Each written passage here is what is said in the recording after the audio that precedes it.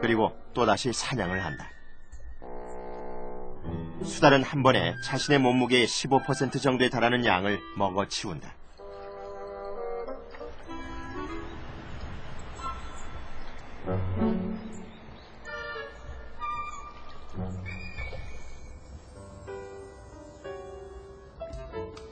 물고기를 먹을 때 수달은 하천의 가장자리나 돌출된 바위, 땅을 이용한다. 그리고 사냥을 할 땐 입 주변의 털로 물이 파장을 감지해 물고기를 낚아챈다.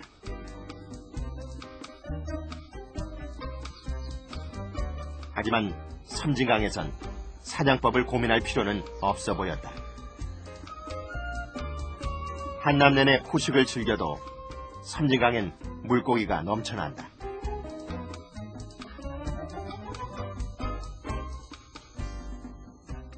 수달이 살아가는데 가장 최적의 조건은 먼저 먹이가 안정적으로 공급될 수 있는 그런 것이겠죠.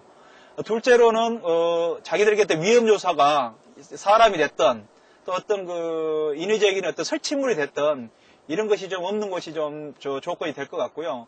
다만 이곳 섬진강 주위에는 일단 물이 1급수 정도로 청정하기 때문에 수달은 그 깨끗한 물 아니면 살 수가 없습니다. 그래서 수달이 살고 있는 것은 1급수 정도로 이렇게 맑은 물을 가지고 있어야 되고, 그 다음에 먹이도 1급수에서 정도 살 수 있는 이런 어종들이 있는 곳에 주로 수달이 살고 있어요. 그래서 아마 다른 강들도 보존하는데 노력하겠지만 지금 현재 그 섬진강이 아마 수달이 사는데 가장 최적의 조건이기 때문에 개체수도 많이 이렇게 늘어나고, 또한 이렇게 점점 수달의 그 증가 수가 눈에 띄게 이렇게 보이는 걸 보면 아직도 섬진강은 살아있다라고 이렇게 판단할 수가 있습니다. 1급수의 맑은 물과 사시사철 다양한 어종들이 서식하는 섬진강. 게다가 강 주위에 자연적으로 형성된 바위들 또한 수달을 부르는 이유가 된다.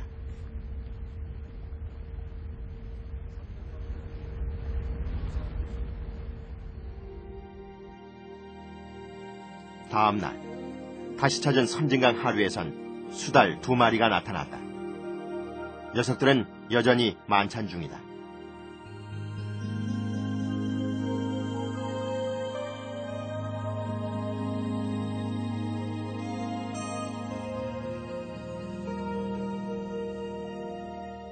사냥을 하면서도 수달은 수시로 무트로 나와 털을 말린다.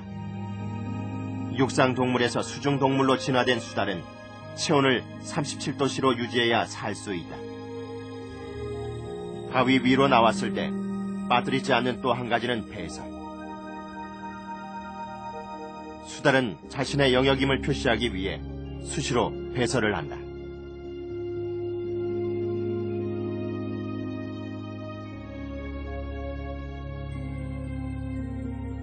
원래 수달은 야행성 동물이다. 한낮에 수달을 발견하기란 쉽지 않다. 그런데 지난 2001년 섬진강 하류 일대가 수달 생태 경관 보전 지역으로 지정되면서 분위기가 많이 바뀌었다. 한낮에도 수달이 주위를 의식하지 않는다.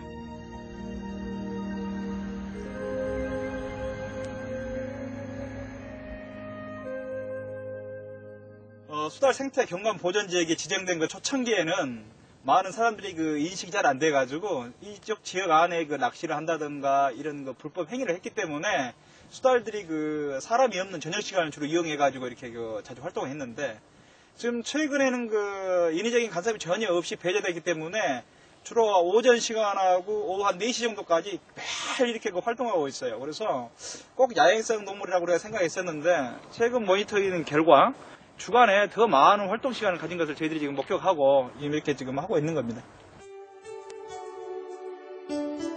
야생동물들이 활동하는 밤이 되면 섬진강은 또 다른 얼굴이 된다. 지리산 자락을 끼고 전남 구례에서 광양 쪽으로 내려가는 길목. 제일 먼저 눈에 띈 건 두꺼비들이다.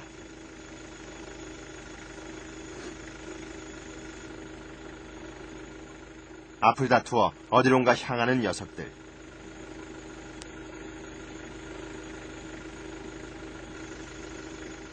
산란을 위해 개울가에 내려왔다가 다시 산으로 돌아가는 길이었다.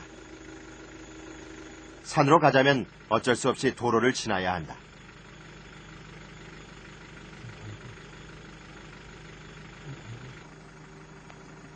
하지만 제작진의 관심이 싫어서일까?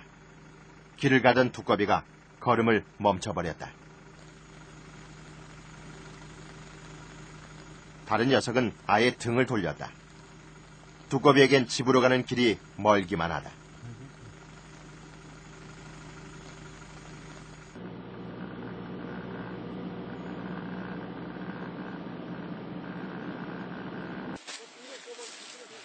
잠시 후 제작진은 야생동물들을 찾기 위해 숲속으로 들어갔다.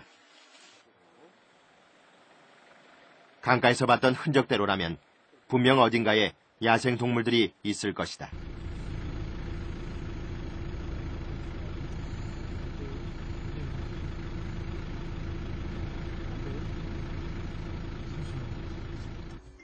그런데 살기였다. 숲속 개울 너머에 살기 있었다. 좀 더 자세히 살을 포착해 보기로 했다. 살은 우리나라에서 유일하게 남은 순수 육식 동물. 한반도 생태계에서 최상위에 있는 포식자다.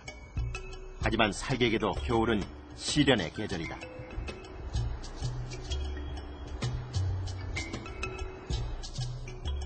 살기 좋아하는 설치류나 조류는 찾기가 쉽지 않다.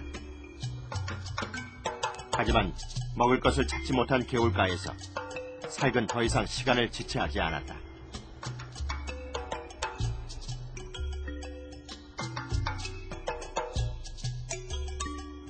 먹이를 찾는다면 아마도 멀리 가지 않았을 것이다.